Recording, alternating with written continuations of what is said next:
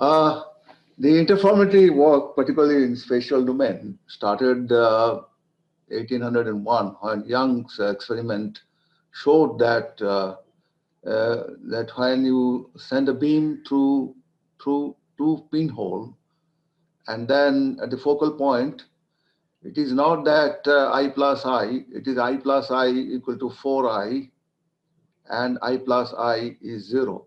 So you get a fringes, the black and the white.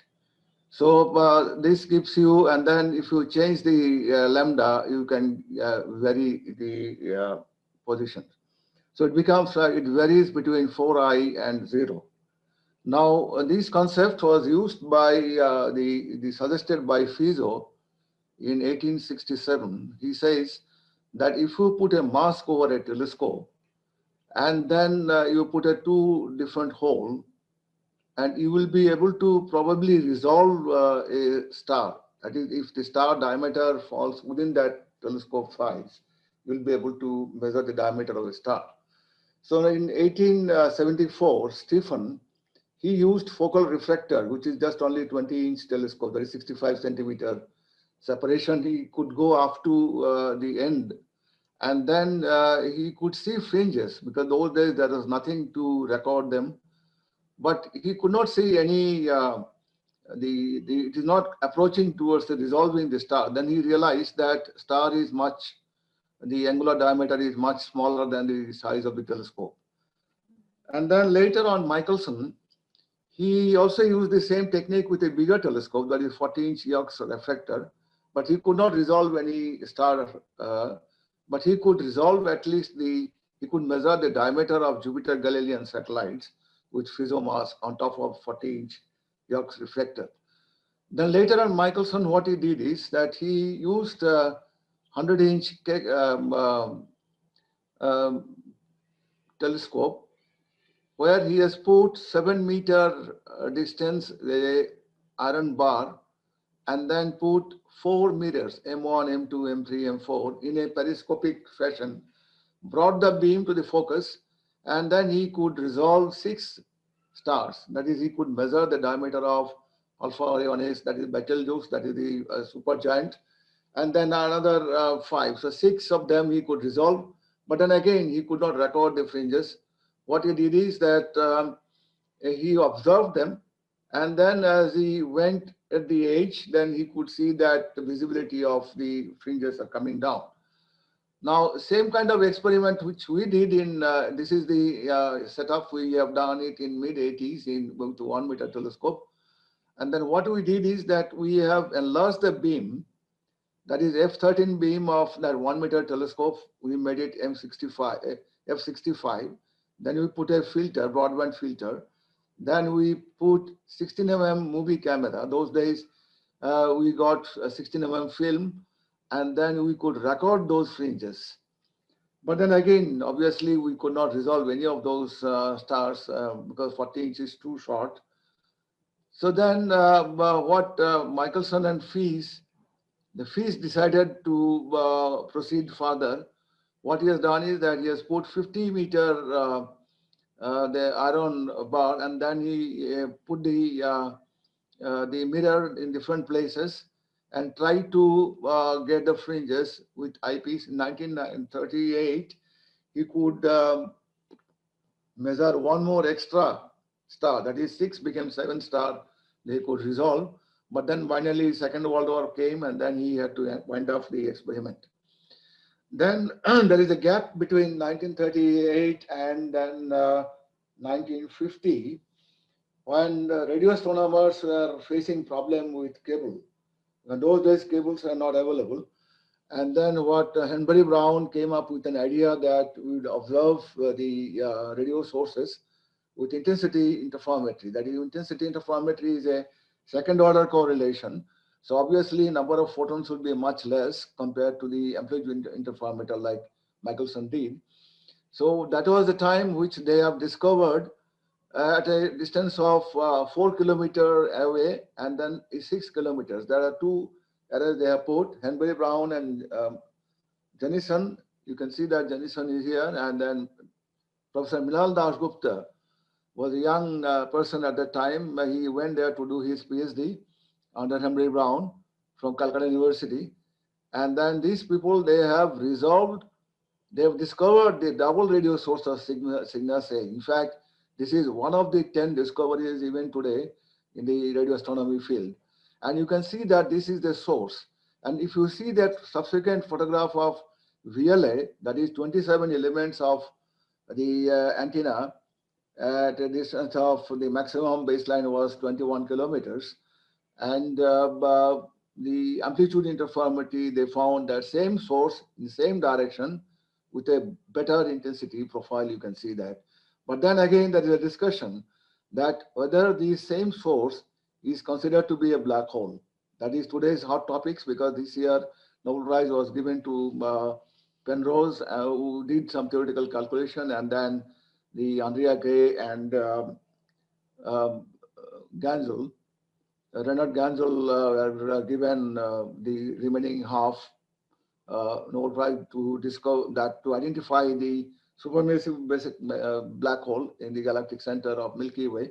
So, and then what Henry Brown did it after the success of that the radio interferometry, he decided that we would go for the optical bandwidth. So he did the laboratory experiment. He and R.Q. Twist was a mathematics with his background. He did a lot of mathematical calculations, and Henry Brown did the experiment. They put a hydrogen arc lamp, collimated, put a filter, then they made an artificial telescope. Through pinhole, they put the send a beam. And then here what they did, that they put a beam splitter, and then they put a PMT in both sides, and they correlator, and they found out that it works. Then first thing what they did is that they used the second world war, that searchlight. The two searchlight, this is the antenna, at a distance of 20-meter baseline. They could resolve, the first they have resolved is that Sirius at a distance of 20-meter baseline.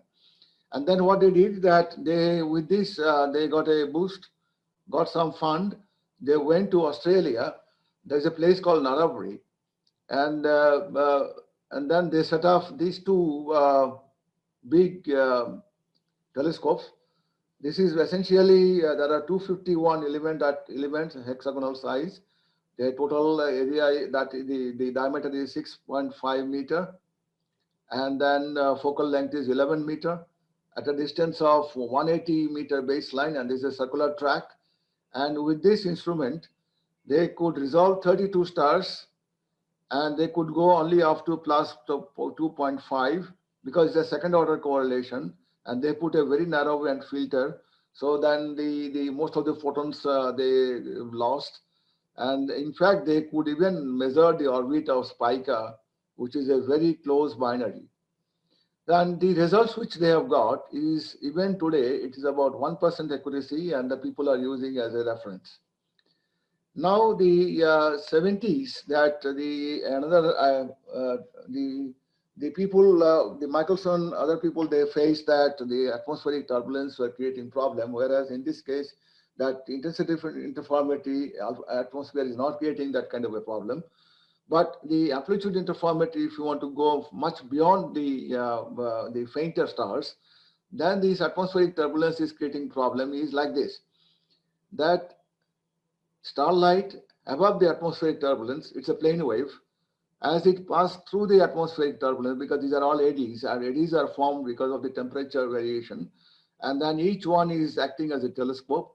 And below the atmosphere, that the atmospheric, the plane wave is becoming like that, and then all the beams are getting interfered here. Sometimes two of them, sometimes three of them. It depends on the spatial 2D. If you calculate that, there will be a lot of collision. And then if you have a small telescope of eddy size, then you get a diffraction limit. If you have a big telescope, then you get a small blobs. Now, the atmospheric turbulence, how it behaves. This is a 2-meter telescope which we have in Kavulur Observatory. As the beam is coming, as cool wave is coming down through this, and then there's a huge polar axis, then is a huge dome. You have a console room here. You can see that person is standing here. That size of the telescope is so huge. And then there are different platforms. There are 4 floors. Each floor has got AC plant. And then you have a library. You have the computer system. Some of the coder rooms. The many rooms are we have a galvanizing chamber. Many rooms are closed because of the logistic problems. And then the hot air is going, and that is in the midst of forest. There are some terrains. Then the cemented works are also there. So the hot air, and it goes up, a cool air is coming down. Then the mirror is placed in this primary mirror cell. So the temperature variation is too high.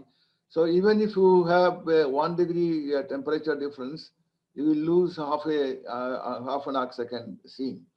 So if you measure, once we measured the turbulence effect, how it works, and then you can see that this is the telescope diffraction limit, half of that, and half of this area is the seeing days. So if this telescope diffraction limit is 50 milliarc second, and the seeing is 1 arc second, so the essentially diffraction limited information, if you want to get, you are missing the information from 50 milliarc second to 1 arc second. You are not getting any information. So the idea which Lebery came out is these are all formation of that I've already explained, that how it forms. And of course that the total seeing it gets disturbed by the up to the detector level, the thermal distortion of primary and secondary mirrors, dissipation of heat by the secondary, rise in temperature at the primary cell at focal point causing temperature gradient close to the detector. Now, if you have a conventional, suppose the normal astronomers, what they do is they give long exposure of say 2 seconds, 3 seconds, or even 15 seconds, depending on the faintness of the star. But then all of them are getting averaged in the image plane. Whereas this, the Lebery came out of the idea that these are the speckles. See that how fast it is forming. It forms and dies. The lifetime is only few milliseconds. And then you have to freeze them, take series of pictures, and if you take overexposed, then it gets a blob like this. So you are missing. Whereas this information has got that whether it is a binary or a single star, that all information here. And then if you do autocorrelation, you can get the 180 degree out of phase, but you get the information, you can make out it's a binary star, and the separation will be able to calculate. This is the instrument which we have developed it, and then you have to enlarge the beam. And then anyway, that is a technical point because I have to rush through. Now the speckle interferometry is a autocorrelated the Fourier transform. And then if you divide power spectrum, and then again if you do the inverse Fourier transform, you can retrieve the Fourier amplitude. But then after the 1970, people started thinking that how to get the phase information. So there are many algorithms people have developed, Knox-Thompson, FINAF, then triple correlation. This is a triple correlation. So the bispectrum is nothing but Fourier transform of the triple correlation. And here in our, one of my students, I asked him to develop the triple correlation project. He did it. And then what we did is that this is a binary we simulated. And then when you got that Fourier transform or triple correlation we did, and then with the bispectrum and the inverse Fourier transform of this gave you the autocorrelated image, and then we calculated phase calculations, and we got back our binary. This is a theoretical calculation which we did, and these are of course the Weigelt who actually did the work on bispectrum earlier, and then he has said this is a group of stars with a speckle imaging masking method. He found out that there are plenty of stars here. So what we have done at that time in 90s in our institute, in Indian condition, we didn't have much better workstation to calculate that a huge the triple correlation where you require is a 4D calculations. You require a huge disk space. So what we did is we have developed a blind iterative deconvolution technique. The paper is Ayers and Denty 1988. And then we have, of course, that unit filter we have added, which Ayers and Denty did not talk about it. And then we calculated, and you can see that we simulated again the binary. This is the atmospheric turbulence we created. We convolved it. This is the image you get normally at the focus, which is the convolution of the atmospheric turbulence and the source. And then after 250 iterations, we got back the source, the binary system, and the atmospheric turbulence pattern also came out. And then you can see that is almost similar. So the same algorithm we used to, we recorded series of images with our the telescope with the interferometer, and then we could resolve a binary here. And we also used that for extended source. Jupiter and Shoemaker-Levy clashed 1994, and then we could identify the spots that Shoemaker-Levy went and hit the Jupiter, and it made a mark, and we could identify them. And then the 1989, there was a supernova, 1987A supernova at LMC, and Nissenson and group with the same kind of algorithm. They have identified a binary system after 1 year. The paper came 1989. Now we found out that bispectrum, it's a huge disk space it takes. So we have developed the program that one of my students, 2014, we published it. It's based on radon transformation. And the advantage of this is that the disk space, you don't require much. And then you can see that it requires the image space calculation. You don't need to do bispectrum, or you don't need to do triple that correlation, the Fourier transform. In image space itself, you can project it. And then the more you projection if you use, you get better clarity. Say galaxy we have simulated. If you have 10 projections, you get this kind of, to some extent, this structure is coming.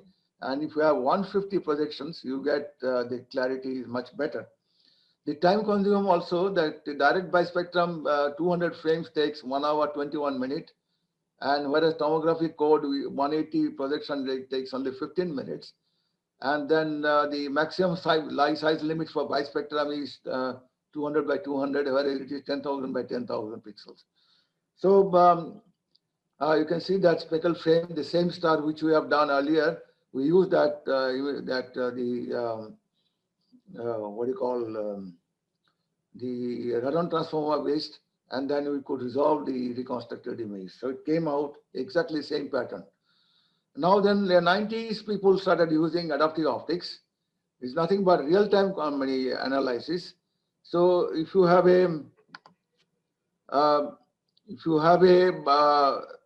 the atmospheric turbulence can be corrected on real time. This is a deformable mirror, but you have to calculate through wavefront sensor that what is the size of the turbulence cell. Based on that, you have to apply force here, and then you can correct the image. And this is the image people have got. And these kind of experiments we did in the lab, we are creating a phase screen here and aperture mask. We could get the fringes here. And this is the kind of setup we had. And then a binary system we could even resolve here.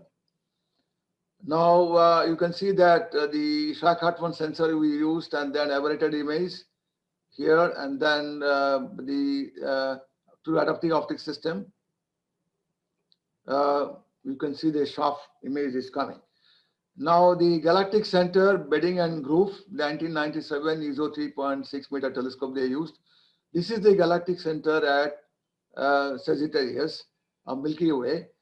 So they used adaptive optics and they got it. Now this is the interesting thing, which Andrea Gray and Reinhard Ganzel, they have used two different telescopes. They used 10-meter Keck telescope, and Ganzel used 8-meter VLT, and they identified the Sagittarius A at the center. This is the one. And they found that the host of binaries are orbiting around this.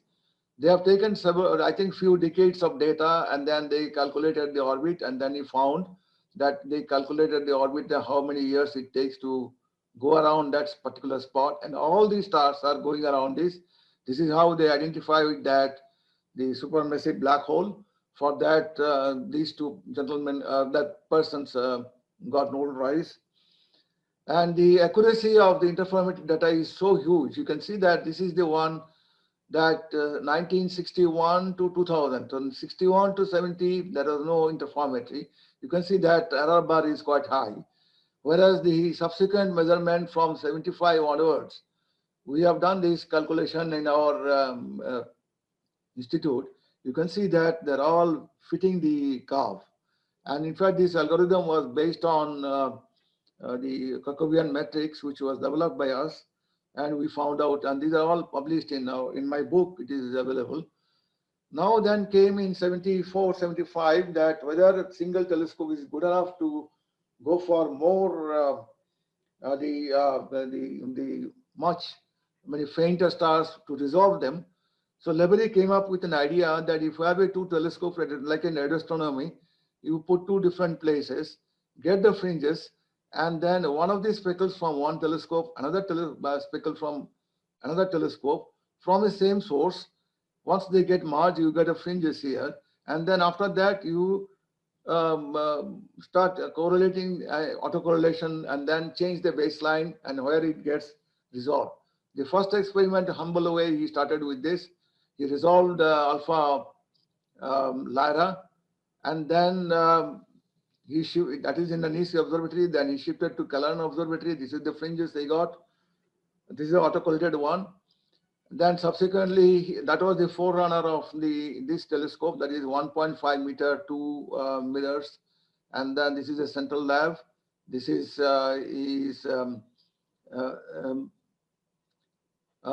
this is the kind of a central lab, but that how the beam comes and then it focuses. And this is the fringes. I was fortunate enough to be with him at the time. Then later on, many people started working on the two telescope interferometry, and then this is the Australian SUSY, that is Sydney University Stellar Interferometer. This is the VLTI. This is recent one. It's called LBT, Large Binocular Telescope. This has got the advantage that it acts as a single telescope, single mount, so you can get a UV coverage more, whereas you will not get that much UV coverage here. And no, this is a Keck telescope. Sorry, this is a Keck telescope. 10 meter 2, now they are wound up, and this is a VLTI, 4 of them are here, and it has got some 4 outriggers also. So you got essentially 8 telescopes are working, but those outriggers are 1.8 meter each. These are all 8.2 meters. And you can see that about a dozen interferometer came. Many of them they have closed down. Only few of them are working, like Saha is working. Then VLTI is working. LBT is working, and this is a different kind of, this is a Mara variable they have resolved, and they can see that within a year how it changes. These are the limitations. Of course, these are the signs. Now the another type of thing came that is called heterodyne interferometer, like radio interferometer. That is, you have to, like in radio astronomy, you have a IF bandwidth, and then you reduce the wavelength and get correlation. So you get much better information there. So what Towns, the man who has invented maser and laser, for which he got Nobel Prize, and he thought that for maser experiments, particularly from the galactic center, he thought that he will develop the heterodyne technique, and then he used 1.65 meter, 3 of them, of course. Now earlier it used to be 2, and then what he did is that he has used 2 meter Schirostat, then 1.6.5 meter Schwarzschild system F89 beam, and then it goes to the turning mirror, and he used carbon dioxide laser beam, and then he used to get the information. But then he found out that it's very insensitive for measure work. And in fact, Gangel has spent most of his career with this interferometer for developing it. And then he was aware about the measure work. Then he went to Europe, concentrated on 8.2 meter telescope. Now the latest one came that Lebary thought that if you want to have a more baseline, then you can image directly. You can take image at the focus point. Suppose if you have a 2 beam, you get fringes like this. If you have 3 or 5, it increases, and then finally with 27, you get this kind of fringes. But then you will be getting a halo. like this. Now, like this kind of is a physical system. So he says if you put a inverted Galilean telescope at the focus, so you will be able to get, it's called, you will be able to get much focus, sharper image. This is called hypertelescope. And then some kind of an experiment, he is doing it at the mountain ridge of this kind, putting several of them, not all of them, but I think few of them are installing. My student went and worked with him. We had a joint paper also. And then what he says that like RCBO interferometer that people have now, they are wound up. You put a secondary here, and then as the star goes overhead, you get the fringes and record them. And the first image which he has recorded is here. That again, Alpha Lyra at the overhead, directly he got the image with one of the prototype telescope. And this kind of, again, some kind of a simulation work we did for that kind of a thing, that if a source are a complicated one, and how many mirrors are required, and what are the baselines, and how much through rotation, how many hours one has to work for it. So on an average, about 10,000 photon events are required to get the clarity of that 6-element objects. And then we did some kind of a simulation that if it is a active galactic nuclei, and if you have 96 elements, they're arranged in this kind of pattern with 365-meter baseline maximum, that is one end to the other end, and you get this kind of UV coverage, and you will be able to resolve them. That is a polon and the azon. And if you have a exosolar planet, if you want to image, you will be able to do this work. And all these topics, whatever I have talked, are described in these 4 books. If anybody is interested, they can look for it. And if anybody further wanted to know, they can even contact me. I can help them. So this is my story.